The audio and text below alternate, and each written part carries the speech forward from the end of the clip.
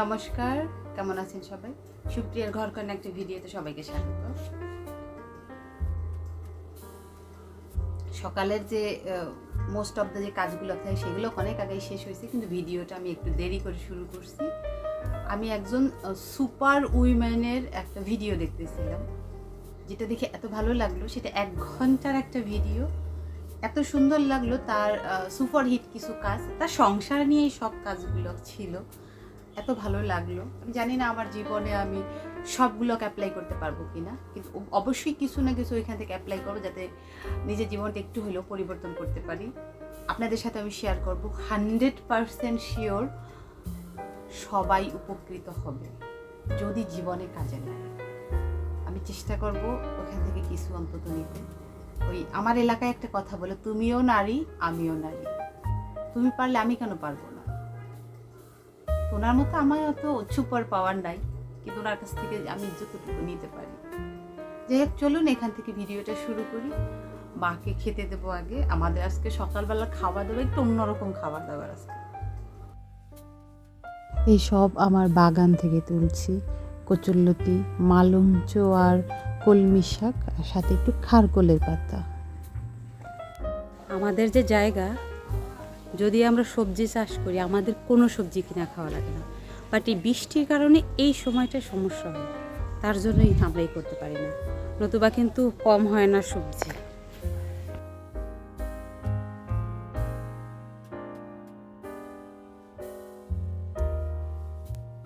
আমি গেছিলাম বাজারে বলতে টমজম ব্রিজে গেছিলাম।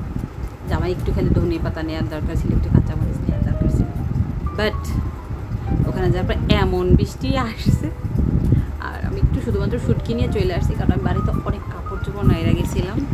আমি আসতে আসতে বৃষ্টি চলে গেছে। মা বলে যে আসছো কেন, আমি তো কাপড় চোপড় সব উঠাইতে পারতাম, কিন্তু আমার ভালো লাগে না উনি দৌড়োদৌড়ি করে কিছু করুক, এটা আমি কখনোই চাই না। মূলত যে আজকে শাক কচুরলতি তুলছি, এগুলো খাইতে তো শুটকিই লাগবে। আমার শাশুড়ি শুটকি খুব বেশি পছন্দ করে, আপনারা তো সবাই জানেনই। একটু শুটকি নাই ঘরে। এই গত সপ্তাহে মা শুটকি খায় না। মা বলতেছে বহুত দিন হয়ে গেল শুটকি খাই না, তার জন্য আমি যাই নিয়ে আসছি। এখন আমি বসে বসে কলমি শাক আর মলঞ্চ শাক বাছতেছি, মা কচুরলতিগুলো বাইসে ফেলছে। কচুরলতি দেখেন 3 ভাবে বিভক্ত করছে। একটা ছোট করছে, মানে যেগুলোকে একেবারে চিকন চিকন, সেইটা মাঝারিটার এই মোটামুটি। তো বেশ, উনি যেভাবে আলাদা আলাদা করছে আমি এভাবে আলাদা আলাদা রান্না করি। আমরা ছোটোবেলায় একটা কথা বলতাম যে যেদিন রৌদ্রু এবং বৃষ্টি একসাথে হয় তখন নাকি শিয়াল পণ্ডিতের বিয়ে হয়। তা আজকে সেই রৌদ্রু আর বৃষ্টি একসাথে হচ্ছে, মনে হয় আজকেও শিয়াল পণ্ডিতের বিয়ে। জানি না সত্যি কিনা, কিন্তু বাট বলতাম আমরা। কিন্তু বৃষ্টি পড়তেছে, তার সাথে সাথে কী রৌদ্রু। আমাদের রান্না খাওয়া সব হয়ে গেছে। আমি ওই শাক দিয়ে শুটকি দিয়ে রান্না করছি, তারপর ভর্তাও করছি, বাট আপনাদের সাথে কিছু শেয়ারও করা নেই। খাওয়া হয়েছে, মাঝখানে গেস্ট আসছিল। তো গেস্ট আসলে যেটা হয়, একটু তড়িঘড়ি তো লাগে, তার জন্য আর করিনি। আমি একটু রেস্ট নেব, ভালো লাগতেছে না কেন যেন, কিছু কাজ আছে, দেখি কাজগুলো করবো, সাথে একটু রেস্ট নেওয়ার চেষ্টা করব। এটা হচ্ছে আমরা সিদ্ধ করে নিছি, তারপরের অংশ। প্রথম অংশ কি করে যেন রেকর্ড হয়নি। এবারে তো আসার পর সেই বছর আমি প্রথমবার এটা বানাইছিলাম, কিন্তু তখন আমি ইউটিউব করতাম না।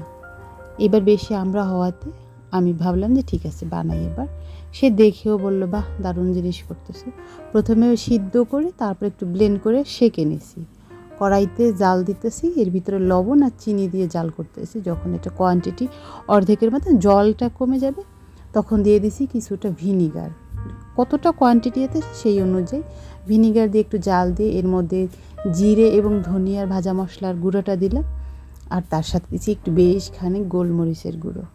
কালারটা যেন একটু কেমন ফ্যাকাশে হয়ে গেছিলো, এর জন্য একটু ফুড কালার দিয়ে উপরে সামান্য একটু চিলি ফ্লেক্স দিয়ে ব্যাস টেস্ট করে নামিয়ে নিয়েছি। লবণ চিনিটা একটু টেস্ট করা দরকার। এটা টমেটো সসের মতোই হয়, কিন্তু টমেটোর মতো তো ওরকম কালার আসে না, তার জন্য আমি একটু ফুড কালার দিছি। এখন কিন্তু গন্ধটা বেশ ভালো লাগতেছে। আমি একটা কাচের জারে এটাকে সংরক্ষণ করব, বেশ কিছুদিন খাওয়া যাবে। টমেটো সসের মতোই খাওয়া যায়।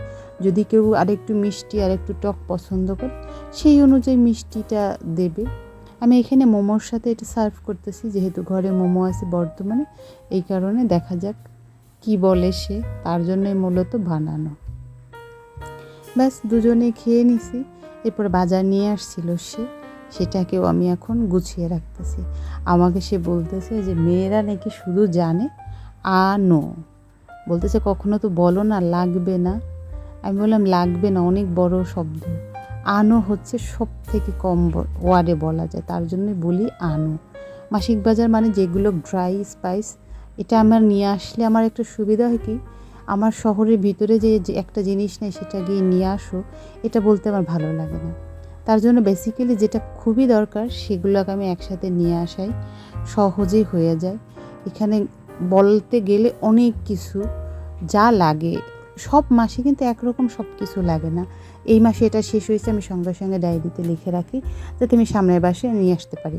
অনেক কিছুই কিন্তু আবার সামনের মাসে আনতে হবে, এর মাঝখানের অনেক কিছু এবার সামনের মাসে আনা লাগবে না। তো যেগুলো একেবারে কমন না হলে হয় না, নুডলস, বিস্কুট, সাবান, তেল, এগুলো তো আনাই লাগবে।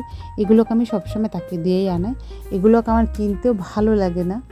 আর আমি ওভাবে চিনি না, একটা বান্দা দোকান আছে, সেই দোকানে যদি লিস্ট দিয়ে আসা হয় তাহলে সে নিয়ে আসে।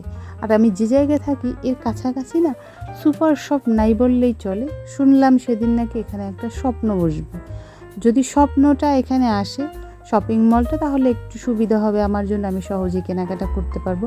ঢাকাতে যখন ছিলাম তখন কিন্তু বেশ সুবিধা হতো, কারো কোনো ভরসা করা লাগতো না, নিজেই সব নিয়ে আসতাম। তো ইমার্জেন্সি ছিল হচ্ছে ওডোনিল, জানেন কি একটা অভ্যাস হয়ে গেছে, ওডোনিল না হলে এখন আমার শাশুড়িরও ভালো লাগে না। ওডোনিল শেষ হলেই বলে যে মা বাথরুমে কি সেইটা নাই, সেই ফুলের গন্ধটা নাই। আমি তখনই তো বুঝে যাই যে কি বলতেছে। তো এটা নিয়ে আসার সাথে সাথে, এটা না গত মাসে লিখতে ভুলে গেছিলাম, কেন যেন আমি যে লিখি না, আমি সবসময় চেষ্টা করি একটা থাকতে আর একটা নিয়ে আসতে, তাহলে সুবিধা হয়। যাই হোক, সে আবার চা করতেছে, তাকে চা না দিয়ে এসব আমি করতেছি। চলুন তাহলে ভিডিওটা আজকের মধ্যে এখানে শেষ করছি। যদি ভালো লেগে থাকে তাহলে অবশ্যই একটা লাইক করে দেবেন, আর ভিডিও সম্পর্কে কিছু জানার থাকলে অবশ্যই কমেন্ট করে জানাবেন। সবাই সুস্থ থাকবেন, ভালো থাকবেন, সাবধানে থাকবেন। দেখা হবে পরবর্তী আরও একটা ভিডিওতে।